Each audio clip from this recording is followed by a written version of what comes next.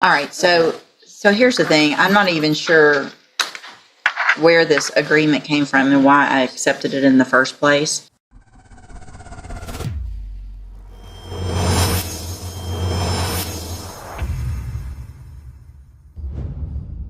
Okay, this is, I looked this up. I think there may be, and Ms. Simon's here, this update report says 2 10-year adjudicated probations, but it was a 2-year term. It was 2 over 5. 2 TDC over 5, correct? Yes, that's where that was in there. Okay, just making sure.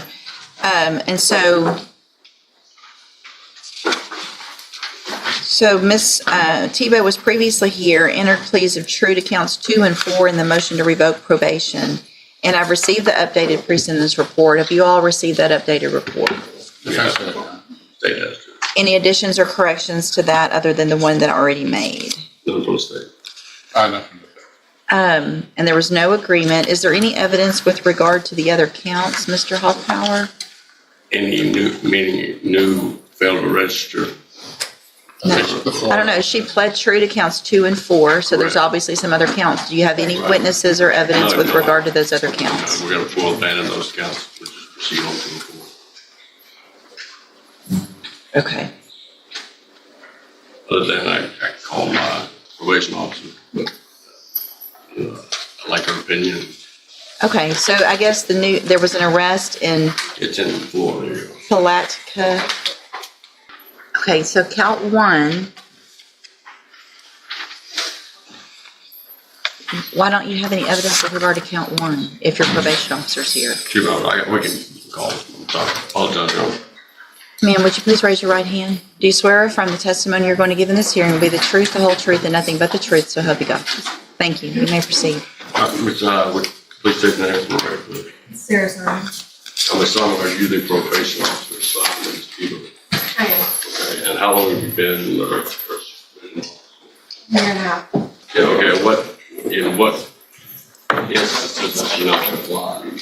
No, no. She pled true to that. Count 1 is that she has not reported since January 27th of 2025. Is that true? No, she, That is true. and intermittently, or she is fully, she's been told of scholar. She is a scholar. Okay, since that day. Yes. Or 90 days after that time in January, she became a scholar. She's been, okay, and since she reported since the time on which she was arrested. She has not reported Have you spoken to her at the jail? at the hearing. All right, did she give a reason for why she didn't report? She did not. At this time, I'll pass it on. Okay, I also would like to know, Ms. Simon, were you able to confirm in any way the arrest? Obviously, she's going to say she didn't do it, and that's okay, but if she was actually just, whether an arrest happened in Florida? Yes, I did obtain an arrest report from Florida. PC. But do you have a problem cause? Do you have a full office? The Florida. Okay, for what crime was she arrested? There's 2. I think one was theft and then obstruction by disguise first. Was it all the same incident? Yes. What date did that occur according to the law? June 29, 2025. And were both those committed? Objection as far as committed. Your Honor, I don't object to her listing evidence as far as an arrest. An As far arrest. as the actual commission, it could violate the right to cross. Did the allegation occur? Yeah, the arrest. The arrest occurred while she was on probation. Okay, this just did something again. Correct. And those haven't been resolved here yet? Not to my knowledge. Can I proceed now? Yes. She initially failed to report in January, is that right, of 2025? That was the last face-to-face contact I had with her. January 2025. Then arrest, June 29th of 2025. Yes. So February, March, April, May, June, 5 failures to report. And she went into absconder status March of 2025? Maybe April. April. Like 90 days after. 90. So April 2025, she became an absconder. 2 months after that, she was arrested in Florida, is that right? Right. So you were aware she was in Florida, which they, when were you made aware that she was in custody in I Florida? received a phone call from somebody that let me know that she was arrested and in jail in Florida. And then that's when I received this arrest report. So when did there was an MTRP entered into NCIC, I guess, after April? Was there an MTRP and that's why Florida advised you there was an active warrant for her? There was an active warrant for the interim. She was arrested for the, Right, and that warrant popped up in June in Florida. correct. So from June 29th to today, she's been in custody, is that right? So I she didn't try to couldn't open report anything, it it just started doing stuff to all the probation time. department. She's in custody from June 29th to today because she's locked up. I don't care. That's not her fault that she didn't report it. She's in custody, correct? So she can't. Correct.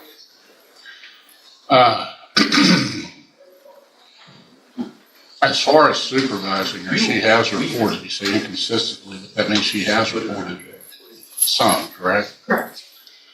During the times that she has reported, have you been able to interact with her appropriately? She maintain proper demeanor, that type of thing? She was, yes, she was consistently late. I had to reschedule her several different times to get her into the office. Have you had any other difficulties with her as far as just maybe perhaps being late or scheduling, as far as your actual interactions? She maintain appropriate demeanor, acted appropriately with you? Yes. Would you object to continuing to supervise her? I would. Why is that? My personal opinion, I don't think this sees her probation as a priority.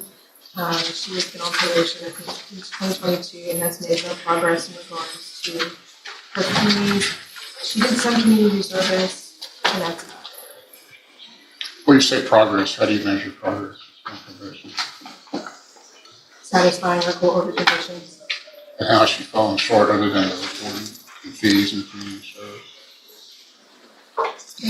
If she committed. So is this correct in the, hold on a second, hold on.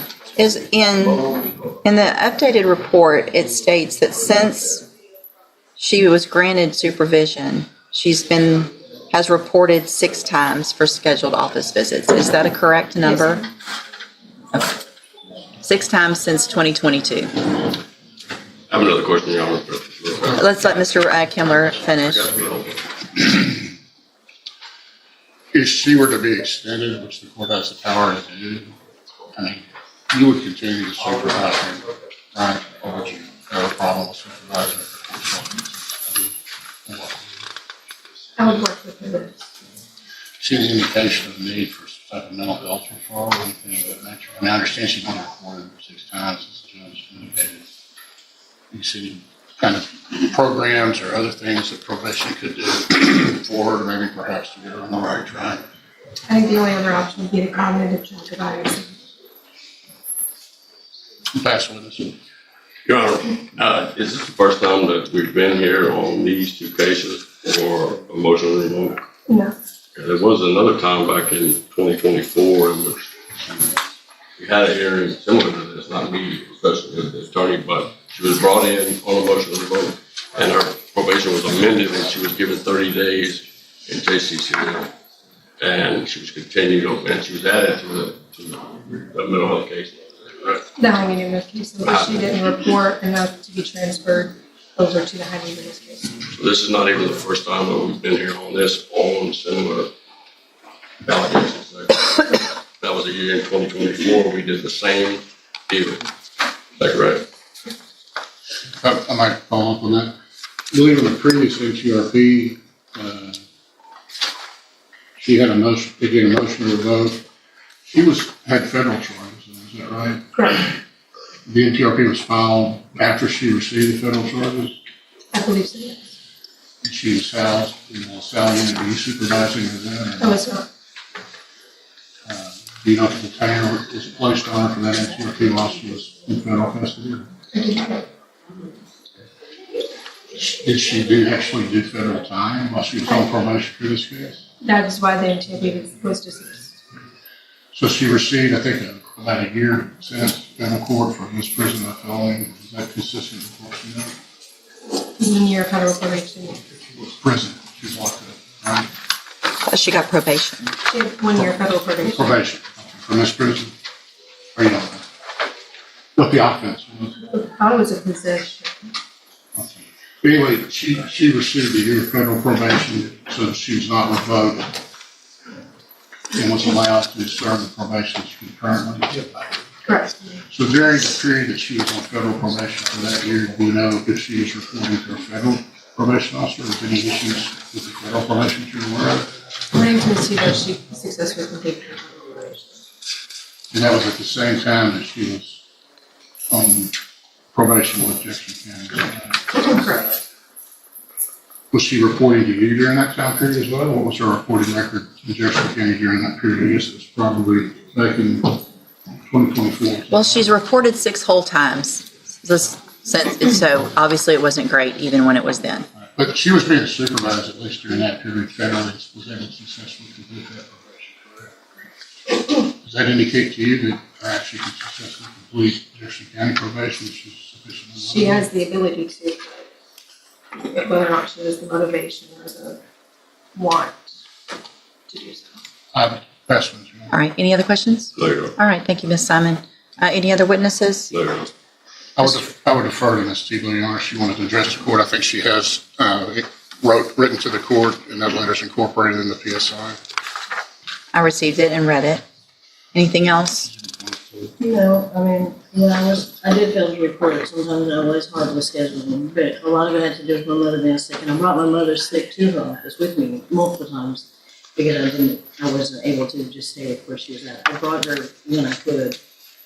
I mean, she's passed now, but at that time frame after. But I mean, we're talking about since 2022. I was in Or a 20 federal facility for a year and a day. Okay.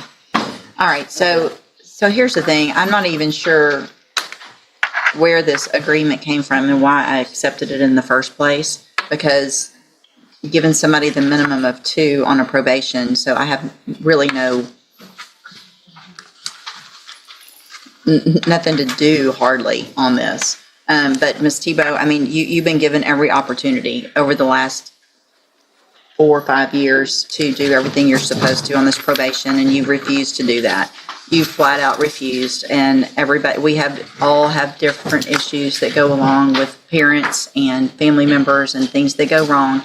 And instead of, I mean, it looks like, I think one of the things that concerns me the most is that you called June 2nd asking why the police went to your home. June 2nd you called. And so your probation officer said there's a warrant because of your violations on June 2nd. Then you went to Florida and got arrested for 2 new offenses without registering, without obviously telling anybody where you are and the type of probation you're on, the offense that you're on probation for. That's probably the number one thing that you should do. So flee in the state when you know that there is a warrant for your arrest. Gives me no reason to leave you on probation.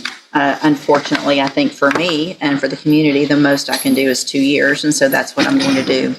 I'm going to find, based on the evidence today, that counts 1 and 3 are true. So I'm going to find you entered your pleas of true to 2 and 4 freely and voluntarily. Find all 4 counts true. Find sufficient evidence to revoke your probation, and cause number 2239100, revoke your probation. Sentence you to a term of 2 years in the institutional division of the Texas Department of Corrections. You do receive credit on that sentence for any time that you've been in custody that the law gives you the right to receive. And cause number 2239101, also find sufficient evidence to revoke your probation, and at this time revoke your probation. Sentence you to 2 years in the institutional division of the Texas Department of Corrections. You will receive credit on that sentence for any time that you've been in custody that the law gives you the right to receive.